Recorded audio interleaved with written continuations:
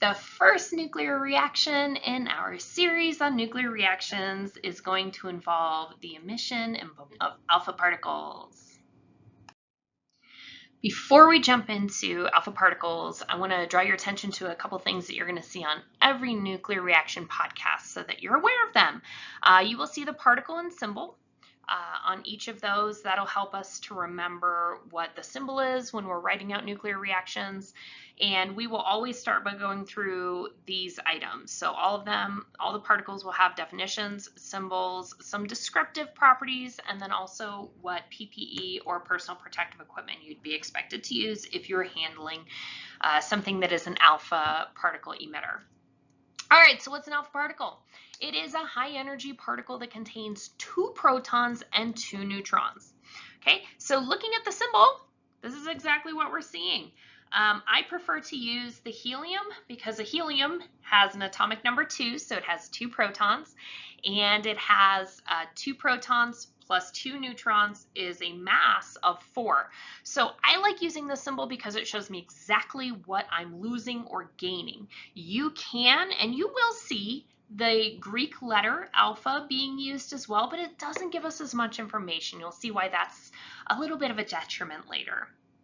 So our alpha particles are the largest particles. They have the lowest energy. They have very low penetrating power, meaning they can't go through material as easily as some of the other particles, but their damaging power is very high.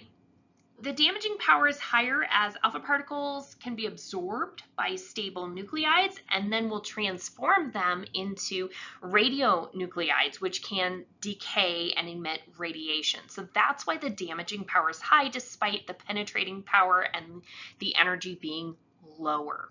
When you're handling or around alpha particles or something that might emit alpha particles, a few sheets of paper will actually block these. Remember, the penetrating power of alpha particles is very low. A few inches of air will block these particles. Clothing, skin, those will all block the particles. Please don't eat alpha particles. They are harmful if ingested. One of my favorite applications of alpha particle emission is the use of alpha emitters in smoke detectors. So smoke detectors use americium, a radioisotope. It's americium-241. And when americium is in the smoke detector, the decay, when it's emitting alpha particles, is going to create an electric current. So the electric current is going to be traveling between your positive and negative plates. So you have metal plates that are cations and anions, or anodes and cathodes. And so you usually have a current going here with those alpha particles. However, if you have smoke particles, as we see here, the smoke particles are actually going to block the alpha particles from being able to make that electric current. Once that electric current is broken, sound is alarmed, and your smoke alarm goes off, which is kind of a neat application to think, wow, I have an alpha emitter in my house. And this is also just a great time to remind you to change out those batteries in your smoke detectors. Those are lifesavers. Alpha decay or alpha emission is exactly what it sounds like. So you have a nucleus that decays by emitting or losing or getting rid of an alpha particle. So we're getting rid of 2 protons and 2 neutrons, or a helium. The loss of an alpha particle will result in the nuclide losing 2 from the atomic number, 4 from the mass number. This is where having a little table set up becomes very useful, and we'll get into that in 2 seconds. But let's look at what this looks like. So we have a parent with a mass number and an atomic number. And after we emit an alpha particle, our mass number decreases by 4 and our atomic number decreases by 2. And we show where that went. You have to account for those numbers. Both sides, your atomic number and your mass number, need to add up to the same values. If they don't add up to the same values, they're unbalanced. Now we're talking about alchemy rather than chemistry. On your cheat sheet, you're going to start making a cheat sheet. Get a note card, get a piece of paper. Let's write out alpha emission. And we're going to use that same format that I just showed you, where alpha emission starts with any old elements, with any old mass, and any old atomic number, and it will split into an alpha particle and a new element with a new mass number and a new proton number. Notice that we see the helium written first and the helium written second. It doesn't matter, just make sure that it's included. So looking over at this table that I've made, I am doing a reckoning. I'm accounting for all those protons to figure out what's going on. So in this equation, I'm starting with 92 protons. Check. Okay, this is kind of our line in the sand. That arrow is always reactants versus products. That's where we draw a line in the sand. If I take 238 minus 92, I'm starting with 146 neutrons. So my mass number is 238. Therefore, the total mass is 238. Looking at our products, I have put a line in the sand here between the alpha particle and our new element, thorium. Let me do a reckoning. I've got 2 protons for helium, 2 neutrons, so a mass number of 4. Looking at thorium, atomic number 90, that's how many protons we have. And the new mass number is 234. So 234 minus 90 gives me 144.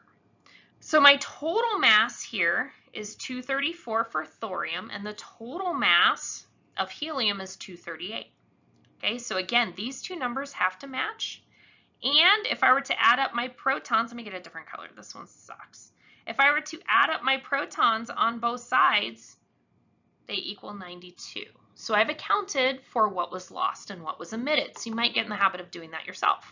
So here we have gadolinium 150 decaying by alpha emission, and they want us to write the reaction. So we start with gadolinium 150, and if it decays by alpha emission, it is losing an alpha particle. And here's why using this symbol rather than the Greek letter alpha is good, because I can treat this as a subtraction problem. So my mass number should decrease by 4. So 150 minus 4 is 146. And my proton number, my atomic number, should decrease by 2. So 64 minus 2 is 62. Looking at the periodic table, atomic number 62 is samarium, Sm. So this would be your balanced equation. And again, I'm going to double check. 62 plus 2 is 64. They're equal, they're good. And then I'm going to check my mass number. 4 and 146 is 150. So we're equal all the way around. Similar problem here. We're given even less to work with. It's not even a complete sentence. Polonium-218 goes through alpha emission. Great. I can write the nuclear reaction for that. So I'm going to start with polonium, which is PO, and I was told that this has a mass of 218.